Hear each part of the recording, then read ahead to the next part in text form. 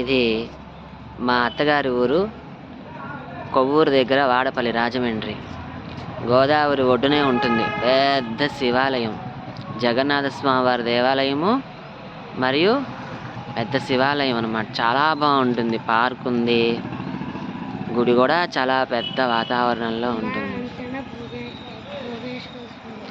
భోగేశ్వర స్వామి వారి దేవాలయం. శివుడి పేరు ఇక్కడ భోగేశ్వరుడు. పక్కన జగన్నాథ స్వామి వారు కూడా ఉన్నారు. చక్కగా అందరూ చూసి తరించండి. ఇక్కడ రథోత్సవం కూడా చేస్తారు. పెద్ద రథం కూడా ఉంది స్వామివారికి. శివరాత్రి కళ్యాణాలు, కార్తీక మాసం చాలా బాగా జరుగుతాయి అన్నీ కూడా. ఇంకా అవసరం లేదు. కొవ్వూరు దగ్గర పెద్దవాడపల్లి, గోదావరి ఒడ్డున శ్రీ జగన్నాథ స్వామి వారి దేవాలయం అద్భుతంగా ఉంటుంది. చాలా చక్కటి వాతావరణం.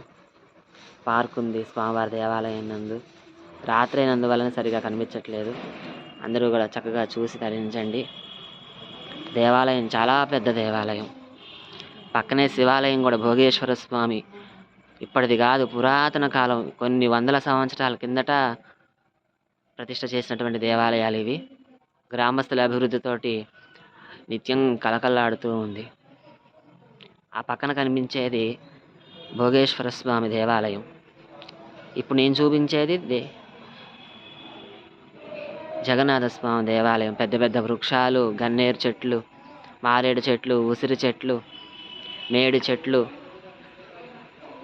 అన్నీ ఉన్నాయి ఇందులో. ఒక వృక్షం ఉంది దేవతా వృక్షం, ఒక వృక్షం లేదని లేదు. అన్ని దేవతా వృక్షాలు ఇందులో ఉన్నాయి. ఈ గుళ్ళల్లో రెండు పక్క పక్కన ఆనుకొని ఉంటాయి.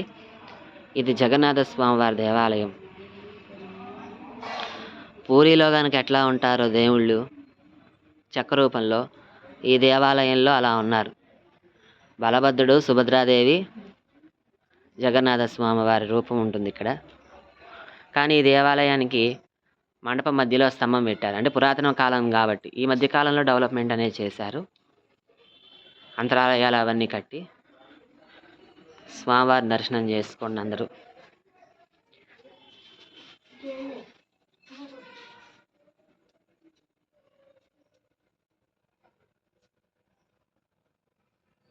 ఆ లోపల కనిపించేటువంటి మూర్తులు బలభద్రుడు, సుభద్రాదేవి, జగన్నాథ స్వామి.